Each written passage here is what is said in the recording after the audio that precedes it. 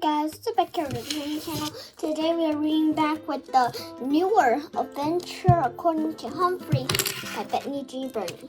Today we are reading chapter 2, which is called Sink or Swim. Let's start reading now. Here is what I learned. A wood block is heavier than a plastic bottle cap. Which one floats? Oh, a piece of aluminum foil isn't nearly as heavy as a block of wood, but when you roll it up into a ball, it drops to the bottom of the water like a small sunken ship. A ball of clay sinks like a great big shipwreck. When you spread the foil out in the shape of a little boat, it floats. Though I'm not sure I'd try sailing in it. By golly, when you spread the clay out into a little boat, it floats too. I saw it all with my own little hamster eyes, but when Mrs. Brisbane asked when the foil and clay floated when the balls didn't, I was squeakless. So were my friends. Come on, try a guess. And Mr. Finch said in an encouraging voice. What was the question again? Asked Pay Attention Art People. Why did the foil and clay boats float, but the balls didn't, Miss Brisbane? Paisley repeated. Art shrugged. Looked like he had an idea, Mr. Finch said. Just speak up, Saya. I stood up extra high on my tiptoes to see my shy friend. Well, she said in softness, I think it's because it spreads out and there's more water underneath it to hold the weight.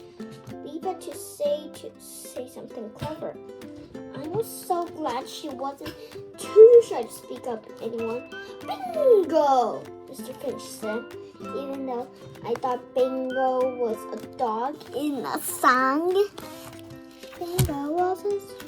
Okay, I don't think it's necessary.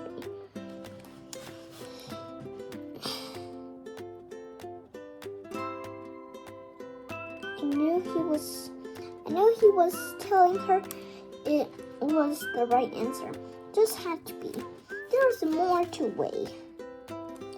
Once again, I learned something new, which is the amazing thing about school. Let's try more stuff, said Hetty without raising her hand. Again, it was a great idea. But suddenly a loud voice that did not belong to AJ said, Excuse me for interrupting. I need to check the temperature. I recognized the voice right away. It was big. It was bossy. It was, of course, the voice of Mrs. Wright. Who else but Mrs. Wright would be checking the temperature of the library? It wasn't even sick.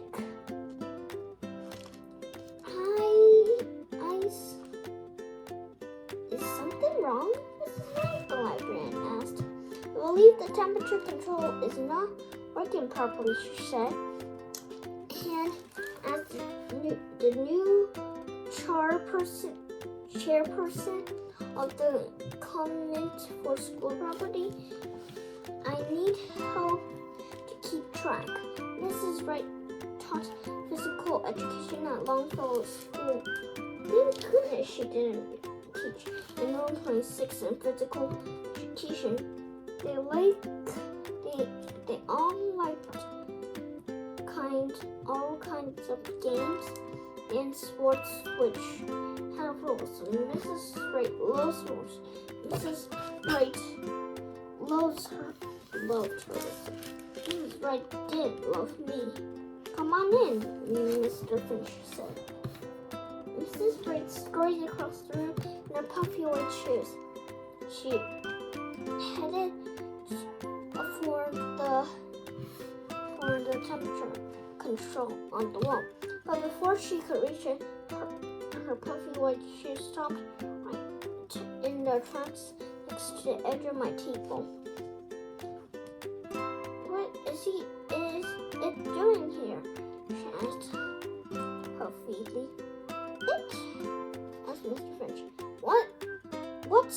What's an it? It was pretty clear that it, that's what I was talking about. She was staring right at me. The rat, she said. This person corrected her. Hamster. Whatever, Mrs. Ray replied. He doesn't belong in the library, Mr. He doesn't belong in the library, Mr. Finch smiled. Because he's not a book? Because he's out of his cage. It's unnecessary. What about his waist? Where will that go? It was very quiet in the library until suddenly Clark laughed. She means his poo, he said. The word poo started the rest of the class laughing out. Hetty and Gail giggled. Kirk and Richie rolled their eyes and elbowed each other. Miranda and Say chuckled. Mr. Finch bit his lips while Mrs. Brisbane shook her head.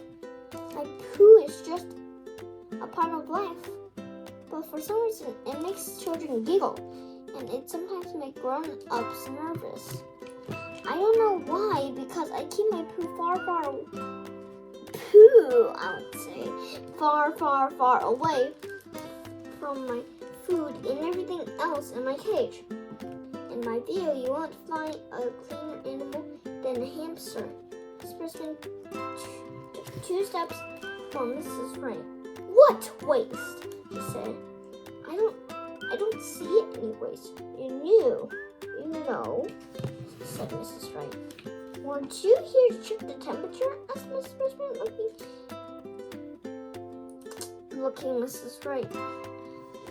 at Mrs. Ray right in the eyes.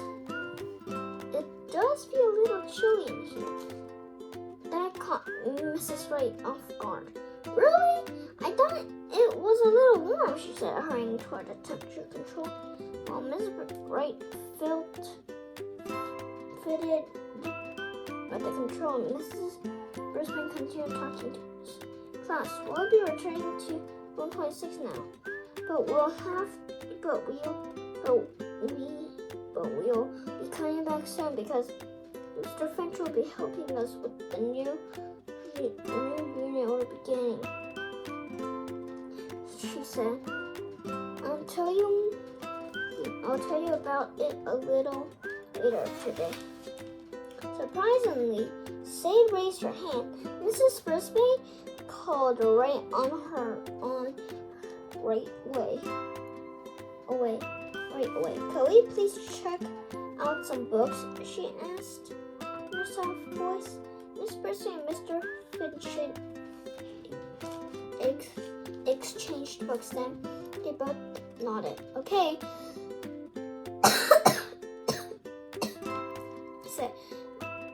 said Mr. Finch. You've got 10 minutes. Did you ever cross your fingers and hope for something special? I don't actually have fingers, so I closed my eyes, crossed my toes with sets, and made my wish, which is funny most of the time, but they don't come true. Sometimes they come true, and later you wish they hadn't. But once in a while, you make a wish, and it happens, and it's a good thing. That's what happened in the library. I wish that Mrs. Brisbane would pick a pirate book about Jolly Roger. I couldn't check out because I don't have a library card. What do you know she did? Yes, I exclaimed as the guard carried me out on my hamster ball. I was so happy that when I saw Mrs. Wright leaning in over the temperature control as I left. She didn't even worry me. Not very much anyway. Then my next wish came true after lunch when Mrs. Brisbane began reading that little book to us. The full title was Jolly Roger's Guide to Life, and it was about a boy and a girl named Violet and Victor who are sent to spend the summer with their mysterious Uncle JR. You can imagine the surprise and mine when he turns out to be a pirate called Jolly Roger, and he decides to teach them to be pirates too. Then they set sail to find lost pirate treasure. My fur tingled and I was hanging on every word when the teacher suddenly closed the book. The other students groaned, and I was unspeakably disappointed until Mrs. Brisbane said she wanted to tell us exciting news. Oh, could you hear? I squeaked to with delight. Exciting news! Boing! My neighbor answered in his old twangy voice that green frogs like him have. But he didn't sound particularly excited. The reason we talked about the floats is that tomorrow we'll start a project about sailing, she said. We'll be doing sailing problems in math and science, and then you'll start building your own model sailboats. Friends muttered excitedly while Mrs. Brisbane paused and then cleared her throat. 3 weeks from tomorrow. If the water is good, we'll go to the Potter's Pond for a contest to see which of your sailboats can cross the water first. We'll have a picnic and prizes, and maybe, Mrs. Brisbane paused again, hidden treasure! Potter's Pond, picnic, prizes, treasure. My heart pounded at the possibility. My class cheers were almost definitive. Like, yay! Yay! Yay! It's like that. What are the prizes? Hetty asked. Raise your hand, Hetty. Raise your hand, Hetty, Mrs. Brisbane answered. The prizes will be a surprise. My friends groaned again, and I let out a bit of a squeak myself. By afternoon, Mrs. Brisbane had written the rules for the sailboat contest on a chalkboard. Each student will work with a partner. The boat must be powered by the wind. No batteries or remote controls can be used. All students will be given the same materials for their boats, but they will be allowed to add one item of their choosing, except batteries. Materials will include wood, cardboard, cloth, paint, glue, markers, and other art supplies. The first boat to make it from the starting point to the opposite shore of Potter's Pond will win the grand prize for most seaworthy. There will be a prize for the most beautiful boat. At the end of the day, my friends were still chattering about sailboats as they rushed out of the class. Once the coast was clear, I shouted at my neighbor. Og, did you hear all that? She said, all students. I wonder if I didn't dare finish that thought. Most of the time, I did everything my friends in Room 26 did, like talking, tests, and learning new things. Sometimes we even had games or parties, and I was right there with the rest of them. But sometimes I was left out. Recess, lunch, PE, field trips, still, I could hope. I was so busy hoping that I didn't realize that it was nighttime. Nighttime until the door flew open. The lights came on and a familiar voice said, "Give a cheer, 'cause Otto's here." "Greetings, Otto," I answered as he wheeled his cleaning cart. "Did you hear about the wonderful contest?" As usual, all that came out was squeak, squeak, squeak. I'm not sure if he understood me, but as he cleaned the room, he noticed the vocabulary words on the chalk. forth, and the rules for the contest and other. Ooh. So that's what you're working about, Humphrey, he said to me with a hearty laugh. I'd like to be part of that. Me too. After the Og splashed wildly. That gives me a great idea, Otto announced. Waited breathlessly for him to say more. Instead, he started sweeping up in angles of the classroom.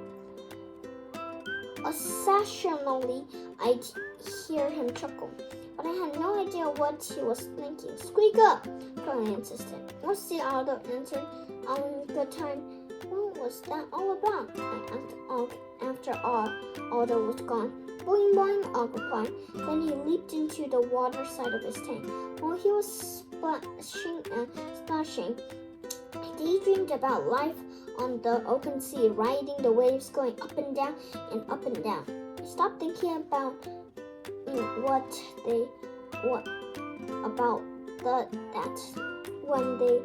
when my tummy got a little queasy.